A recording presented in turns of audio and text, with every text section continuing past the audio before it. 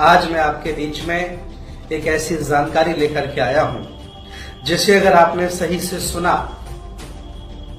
और उस पर मनन किया, चिंतन किया, तो मैं दावे के साथ कहता हूं आपको अपनी औकात पता चल जाएगी कि आज हम क्या हैं। वो जानकारी क्या है? भारत स्वतंत्र होने से पहले यहां अंग्रेज शासन करते थे। अंग्रेज भारत को लूटने की नीयत से आए थे और उनको यहां से भगाने के लिए तमाम हमारे बहुजन समाज के देश भारत के लोग वीर सपूत शहीद हुए। लेकिन एक पक्ष और है जिस पर देश भारत में कभी चर्चा नहीं होती। वो पक्ष ये है कि देश भारत के बहुजनों को अंग्रेजों ने क्या दिया।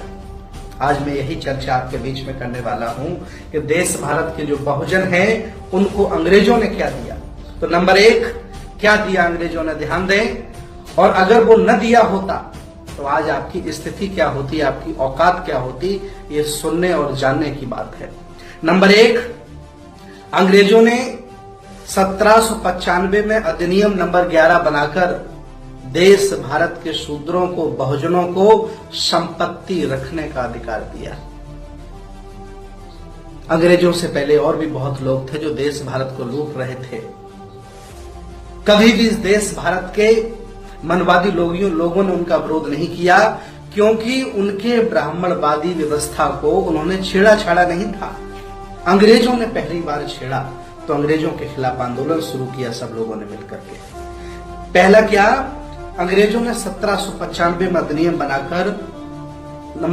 नंबर 11 बनाकर शूद्रों को संपत्ति रखने का अधिकार दिया। नंबर 2, 1773 में ईस्ट इंडिया कंपनी ने रेगुलेटिंग एक्ट पास किया जिसमें न्याय व्यवस्था समानता पर आधारित की। 16 मई 1975 को इसी कानून द्वारा बंगाल के एक सामंती ब्राह्मण नंद कुमार देव को फांसी हुई। इससे पहले ब्राह्मण अवैध था, कुछ भी करे उसको कोई सजा नहीं थी। लेकिन अंग्रेजों ने एक ऐसा कानून बनाया जिसमें न्याय समानता के आधार पर रखा। नंबर 2 हो गया। नंबर 3, 1804 में अधिनियम नंबर 3 बनाकर कन्या हत्या पर रोक लगाई। अंग्रेजों ने लगाई। लड़कियों के पैदा होते ही तालू में अफीम चिपकाकर, मां के स्तन पर धतूरे का लेप लगाकर या गड्ढा बनाकर उसमें दूध डालकर डुबोकर मार दिया जाता था। ये कन्या हत्या पहले बहुत होती थी। अंग्रेजों ने कानून बनाया और उस पर रोक लगाई। नंबर 4, 1813 में ब्रिटिश सरकार ने कानून बनाकर शिक्षा ग्रहण करने का सभी जाति व धर्मों के लोगों को अधिकार दिया। कितनी बड़ी बात है, सभी जाति और धर्मों के लोगों को शिक्षा ग्रहण करने का एक कानून बनाया, नियम बना दिया। नंबर 5, 1813 में दास प्रथा का अंत का कानून भी अंग्रेजों ने बनाया। नंबर 6, 1817 में समान नागरिक संहिता कानून बनाया। 1817 के पहले सजा का प्रावधान वर्ण के आधार पर था। ब्राह्मणों को कोई सजा नहीं होती थी और शूद्रों को कठोर दंड दिया जाता था। अंग्रेजों ने सजा का जो प्रावधान था वो समान कर दिया। नंबर 7, 1819 में अधिनियम नंबर 7 बनाया। ब्राह्मणों द्वारा शूद्रों की स्त्रियों को शुद्रीकरण किया जाता था। शुद्धिकरण कैसा था बताइए? आज अगर ऐसा हो तो क्या लोग सोचेंगे, क्या दुनिया हमारी रह जाएगी? वो शुद्धिकरण सुन लीजिए। शूद्रों की शादी होने पर दुल्हन को अपने यानी दूल्हे के घर न जाकर कम से कम 3 दिन 3 रात ब्राह्मणों के घर पर शारीरिक सेवा देनी पड़ती थी। इसका विरोध कर अंग्रेजों ने कानून बनाया कि ऐसा अब नहीं हो सकता है। विचार करिए कितनी बड़ी बात है। अगर आज ऐसा हो तो क्या दशा होगी देश के बहुजनों की। आगे देखें अंग्रेजों ने बहुजनों को क्या दिया। नंबर 8, 1830 में नरबली प्रथा पर रोक लगाई। देवी देवता को प्रसन्न करने के लिए शुद्ध स्त्री व पुरुषों को दोनों को मंदिर में से पटक करके मार दिया जाता था और काट करके उनके सामने उनको प्रसन्न करने के लिए प्रस्तुत कर दिया जाता था। नरबली पर भी अंग्रेजों ने रोक लगाई। नंबर 9, 1833 में अधिनियम 87 द्वारा सरकारी सेवा में भेदभाव रोक दिया, अर्थात योग्यता के आधार पर किसी भी भारतीय के जन्म स्थान, धर्म, जाति या रंग के आधार पर पद से वंचित नहीं रखा जा सकता। ये नियम अंग्रेजों ने बनाया। नियम नंबर 10, 1834 में पहला भारतीय विधि आयोग गठन हुआ। कानून बनाने की व्यवस्था जाति, वर्ण, धर्म, क्षेत्र की भावना से उठकर आयोग का प्रमुख उद्देश्य था।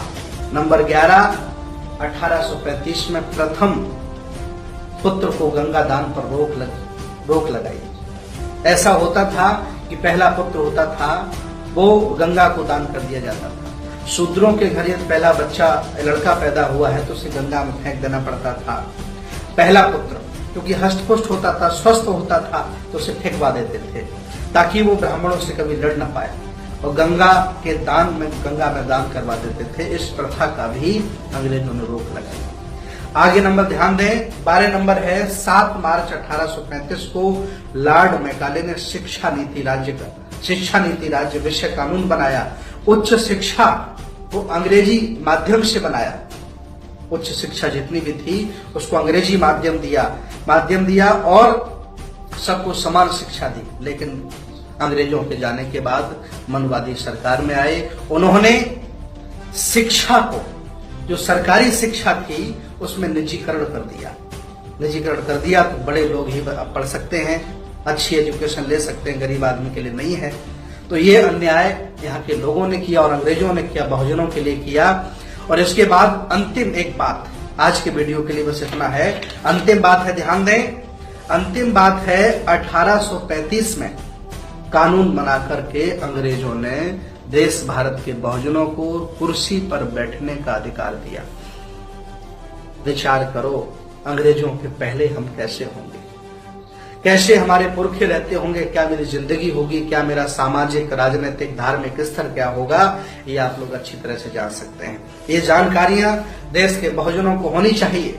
ये जानकारियां देश के तमाम 85% लोगों को होनी चाहिए कि पहले हम क्या थे और आज हम क्या हैं, किसकी बदौलत हैं। जिन्होंने छोटा सा शासन किया वो इतना दे गए, और 70 साल से जो शासन कर रहे हैं वो हमसे क्या ले रहे हैं, क्या दे रहे हैं। ये चिंतन का विषय है। मैं अगले वीडियो में फिर आता हूं। तब तक के लिए नमो बुद्धाय, जय भीम।